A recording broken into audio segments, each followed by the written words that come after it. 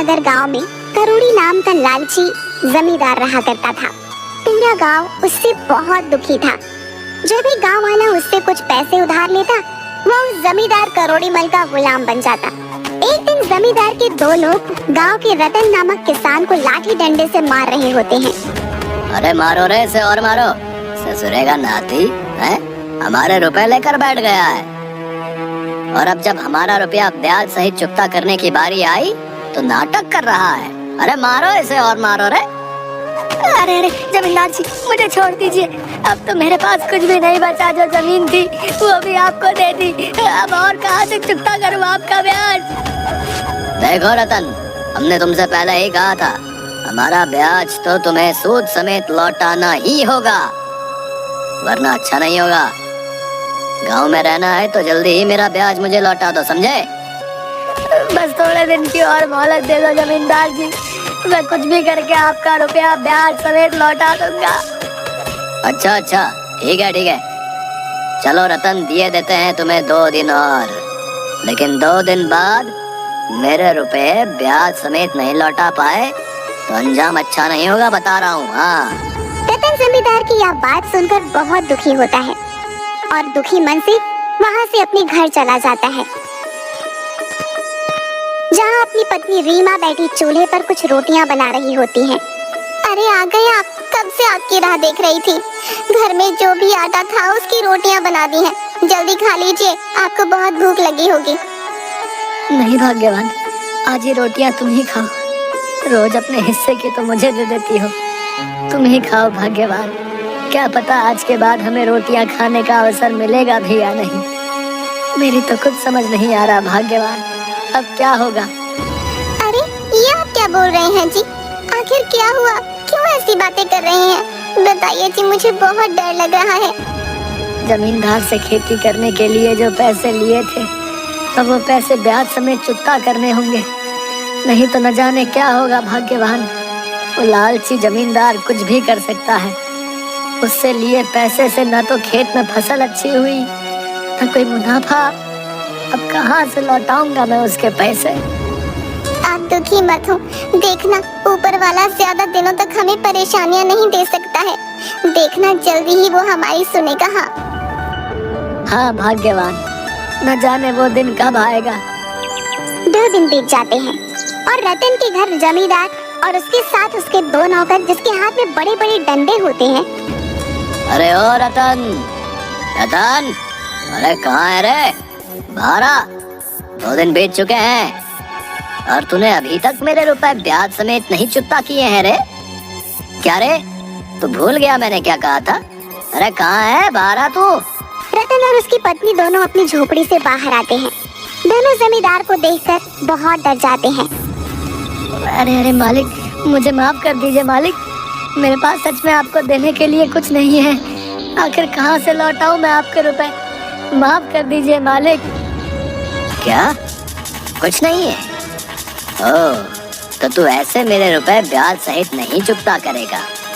रुक, अभी मजा चखाता हूँ तुझे। अरे ओ बिल्लू, ओ जग्गी, और दिखाओ तो अपने हाथों का कमाल और फेंक दो इस रतन का सारा सामान झोपड़ी के बाहर और आग लगा दो इसकी 2 कौड़ी की झोपड़ी को। मुझसे होशियारी करता है, जानता नहीं है मुझे मैं कौन हूँ, ब्याज लगा के।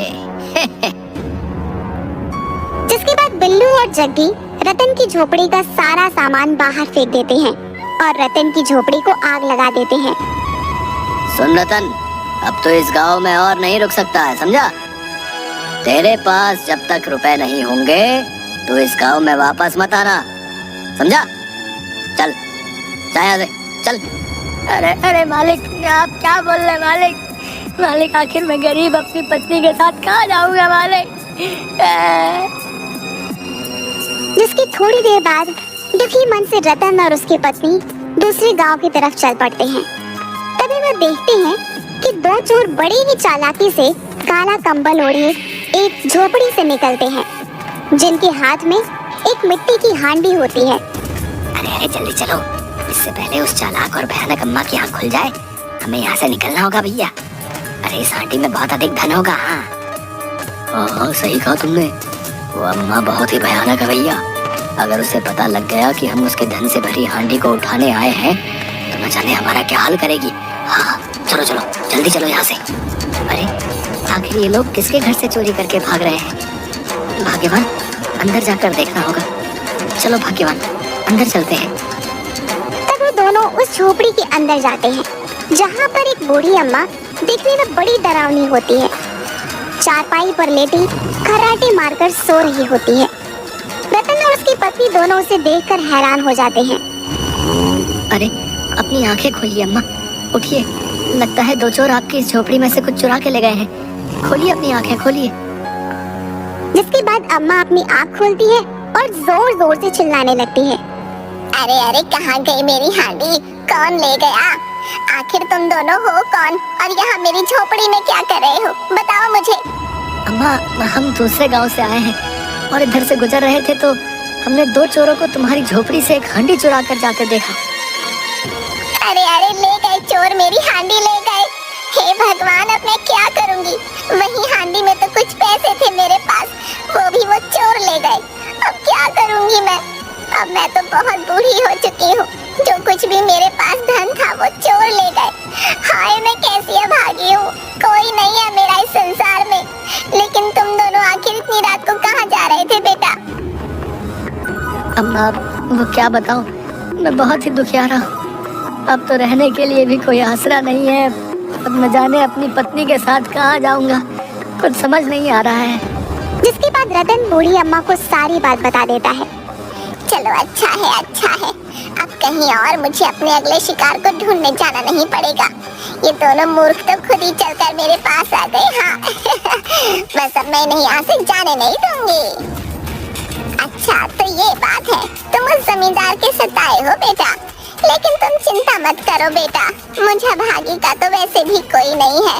बेटा तुम कुछ दिन मेरे पास ही मेरी इस झोपड़ी में रुक जाओ। आखिर अब तुम कहाँ जाओगे? रुक जाओ यहीं बेटा। रतन उस बूढ़ी अम्मा की बात सुनकर बहुत खुश हो जाता है। हाँ क्यों नहीं अम्मा, ये तो हमारे लिए अच्छा ही होगा। आखिर हम कहाँ जाएंगे? कुछ दिन तुम्हारे पास ही आसरा मिल जाएगा तो अच्छा रहेगा। हाँ अम्मा तुम्हारा बहुत धन्यवाद, तुम बहुत ही अच्छी हो अम्मा, बहुत ही अच्छी। हाँ जिसके बाद रतन और उसकी पत्नी बूढ़ी अम्मा के पास ही रहने लगते हैं। अगली सुबह रतन उठता है और देखता है कि बूढ़ी अम्मा अपनी झोपड़ी में थी ही नहीं और तभी कुछ गांव वाले की चिल्लाने की आवाज आती है। अरे अरे ये क्या हुआ? अरे लगता है आज वो जानवर अपने कालू लोहार को उठा कर ले गया। अरे अरे ये क्या हो गया भैया? रात यहाँ अपनी झोपड़ी में तो सो रहे थे, लेकिन जब आधी रात को मेरी आँख खुली तो वो यहाँ नहीं थे। लगता है ले गया उन्हें वो जानवर, उठा कर ले गया मेरे पति को। अब मैं क्या करूँगी? आज ये गाँव वाले क्या बोल रहे हैं? कौन जानवर? ये किसके बारे में बात कर रहे हैं? मुझे तो बहुत डर लग रहा है जी। ये आप लोग क्या बोल रहे हैं? आखिर कौन जानवर और क्यों उठा कर ले गया कल्लू लोहार को? अरे भाई लगता है तुम यहाँ नए हो, हाँ इसीलिए नहीं जानते। यहाँ कई दिनों से किसी जानवर के होने की आशंका है जो अब रोज किसी न किसी गांव वाले को उठा के ले जाता है भैया, और फिर वो गांव वाला लौटकर वापस नहीं आता। और तो और भैया उस जानवर को यहाँ किसी भी गांव वाले ने नहीं देखा। तुम जो भी हो चले जाओ यहाँ से भैया, बता रहे। जिसके बाद सभी गांव वाले वहाँ से चले जाते हैं। जिसके बाद अम्मा अपने हाथ में कुछ लकड़ियाँ लेकर झोपड़ी में आती हैं। अरे अम्मा तुम कहाँ गई थी? क्या तुम्हें पता है यहाँ इस गांव में कोई जानवर यहाँ के लोगों को उठा कर ले जाता है? आखिर कहाँ गई थी तुम? हाँ अम्मा मुझे तो बड़ा डर लग रहा है। लगता है अब हमें यहाँ और नहीं रुकना चाहिए। अरे नहीं बेटिया ऐसा कुछ नहीं है। ये गांव वाले तो पागल हो गए हैं, न जाने क्या कहानियाँ बनाते हैं। तुम इन गांव वालों की बातों पर ध्यान मत दो। हाँ और मैं तो यही पास में भोजन बनाने के लिए लकड़ियाँ काटने गई थी बेटा। बिना लकड़ियों के तो चूल्हा नहीं जल सकता है ना। अच्छा ठीक है अम्मा, तुम कहती हो तो मान लेता हूँ, लेकिन अभी तो बहुत जोरों की भूख लगी है। क्या कुछ खाने को मिलेगा अम्मा? हाँ बेटा मेरे पास जो भी अनाज है वो अंदर रसोई में है बेटा, वही तुम दोनों पति पत्नी पका कर खा लो। अच्छा अब मैं बहुत थक गई हूँ, आराम करती हूँ। हाँ जिसके बाद बूढ़ी अम्मा वहाँ से चली जाती हैं। देखिए जी मेरी कुछ समझ में नहीं आ रहा है, न जाने क्यों यहाँ मुझे कुछ सही नहीं लग रहा। आप चलिए यहाँ से। अरे भाग्यवान, आखिर हम कहाँ जाएंगे? तुम तो जानती हो उस सरपंच को बिना उसके पैसे चुकता किए वो हमें हमारे घर में नहीं रहने देगा। आखिर कहाँ जाएंगे हम? कुछ नहीं होगा भाग्यवान, तुम बेकार में ही चिंता कर रही हो। अच्छा चलो, अब रसोई में जो भी अनाज है उसे पका कर ले आओ, बहुत भूख लगी है भाग्यवान। अच्छा ठीक है, तुम कहते हो तो मान लेती हूँ। अब और कर भी क्या सकते हैं जी, लेकर आती हूँ भोजन। जिसके बाद रतन की पत्नी अम्मा की रसोई में जाती है। अरे अब कहाँ रखा होगा अनाज? मुझे तो कहीं नजर ही नहीं आ रहा। अरे लगता है इस मिट्टी की हांडी में होगा अनाज। अरे ये लगता है ये किसी जानवर की हड्डियां हैं। ये अनाज तो नहीं है, आखिर ये यहाँ कैसे आई? तभी वहाँ पर रतन आता है। अरे अरे भाग्यवान, क्यों चिल्ला रही हो? ये देखिए जी, जानवर की हड्डियां। रतन भैया देखकर हैरान हो जाता है। हाँ भाग्यवान, ये तो सच में किसी की हड्डियां हैं, लेकिन किसी जानवर की तो नहीं लगती। लेकिन यहाँ इस मिट्टी की हांडी में क्या कर रही है? मुझे तो कुछ समझ नहीं आ रहा भाग्यवान।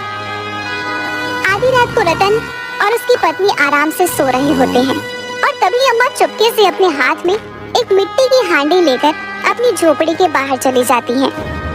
अगली सुबह होती है और अम्मा फिर से अपनी झोपड़ी में नहीं होती। वहीं फिर से गांव वालों की चिल्लाने की आवाजें आ रही होती हैं।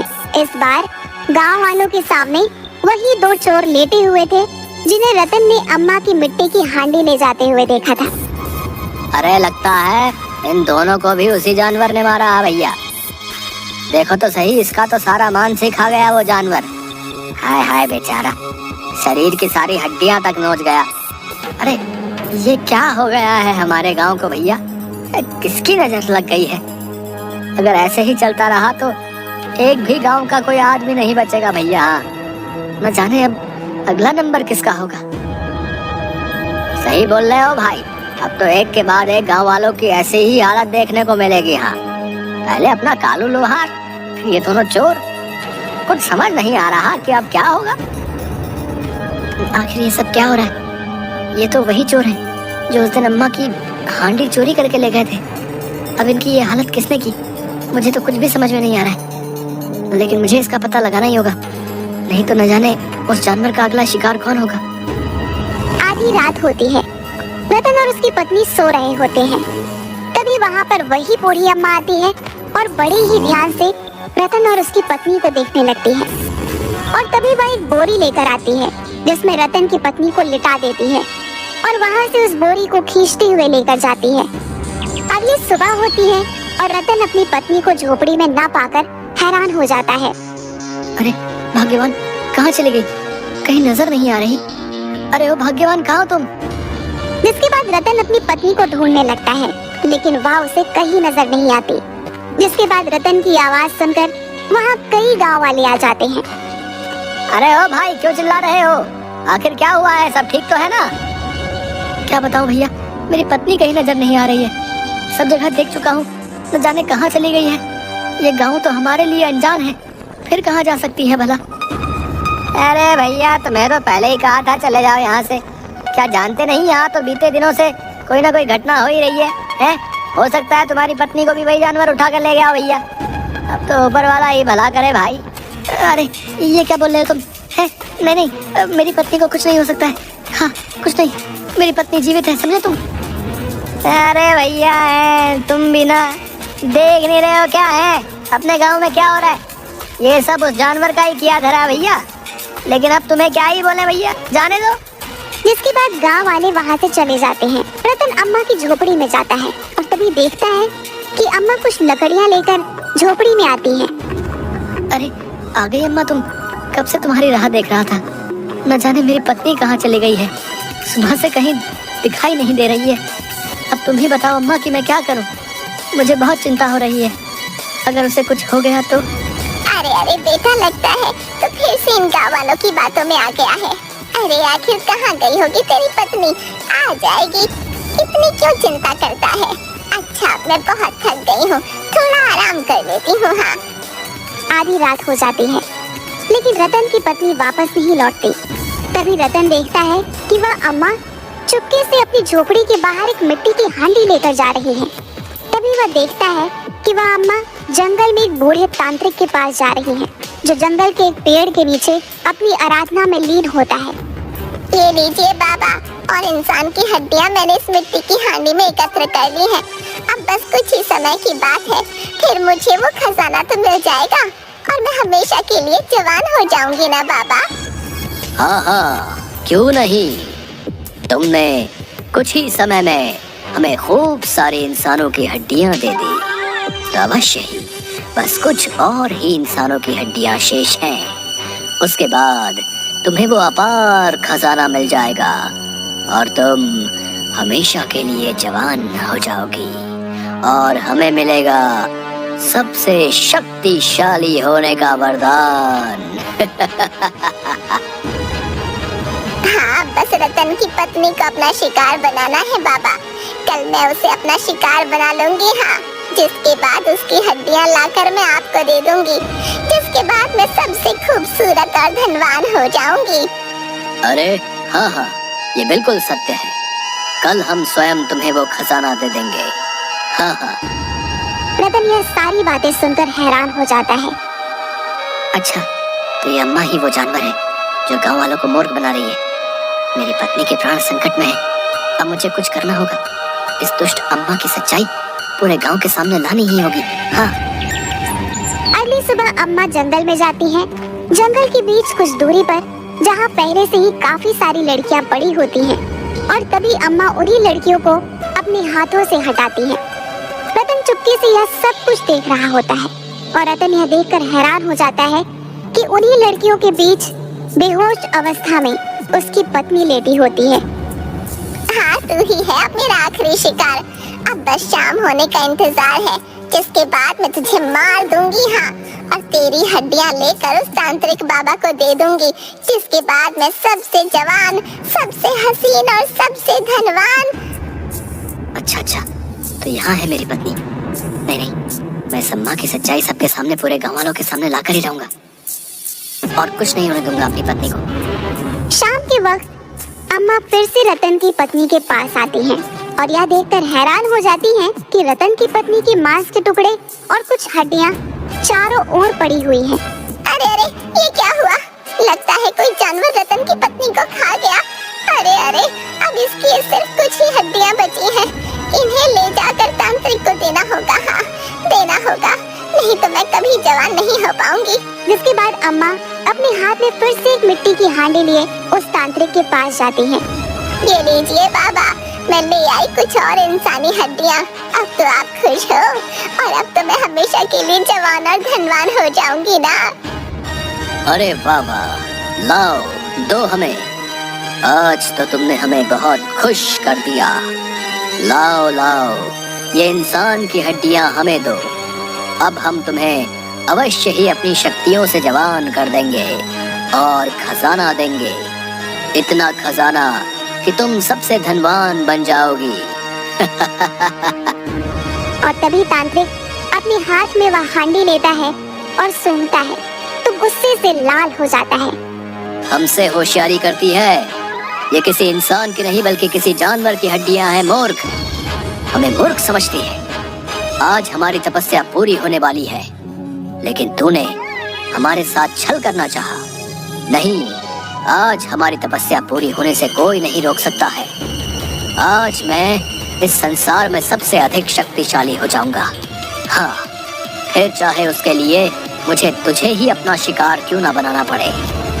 ऐसे ही इंसानी हड्डियों से आज मेरी तपस्या पूरी होगी। नहीं नहीं बाबा, ये आप क्या बोल रहे हैं? मैं तो रतन की पत्नी की ही हड्डियाँ लेकर आई थी बाबा। नहीं नहीं, मुझे क्षमा कर दीजिए, न जाने ये कैसे हो गया। नहीं, तू नहीं बच पाएगी अब मेरे हाथों से। तभी तांत्रिक एक तलवार से अम्मा को मारने ही वाला होता है कि तभी वहाँ पर गांव के कुछ लोग अपने हाथों में आग की मशाल लिए रतन और उसकी पत्नी के साथ आते हैं। ओए रुको तांत्रिक, ओए, अब हम तुझे तेरी तपस्या पूरी कराते हैं। नहीं नहीं, छोड़ दो मुझे, मैंने कुछ नहीं किया। मैंने जो भी किया इस तांत्रिक के कहने पर किया। हाँ, छोड़ दो मुझे। तुम्हारा सच अब सबके सामने आ गया है दुष्ट अम्मा। आज तो तुम मेरी पत्नी को भी मारकर इसकी हड्डियां इस तांत्रिक को दे देती।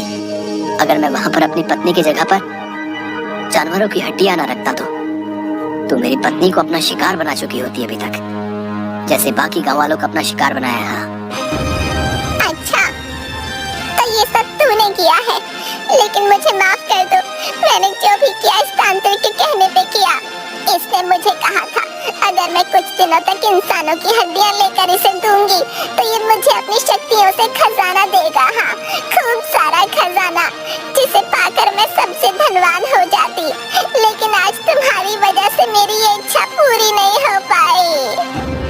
अच्छा, तो ये बात है। दुष्ट अम्मा, इस तांत्रिक की बातों में आकर तूने गांव वालों को मौत के घाट उतार दिया है। तुम दोनों को अपने किए की सजा अवश्य ही मिलेगी। हाँ, इस अम्मा और तांत्रिक को पुलिस के हवाले ही कर देना ठीक होगा भैया। अब तो वही इन्हें सजा देंगे। अच्छा, तो ये सब इन दोनों का किया कराया है। गांव के लोगों को यही मार रहे थे। इस ढोंगी तांत्रिक को तो हम कितने समय से ढूंढ रहे थे, आज जाकर हाथ आया है। अब चलो जेल में करना तपस्या, और तुम भी दुष्ट अम्मा वहीं धनवान होना। चलो। जिसके बाद दोनों पुलिस वाले अम्मा और तांत्रिक को लेकर वहाँ से चले जाते हैं। जिसके बाद सभी गांव वाले रतन को अपने गले से लगा लेते हैं। अब रतन और उसकी पत्नी खुशी खुशी गांव के लोगों के साथ ही रहने लगते हैं, और इस तरह रतन को हमेशा के लिए करोड़ीमल जमींदार से छुटकारा भी मिल जाता है।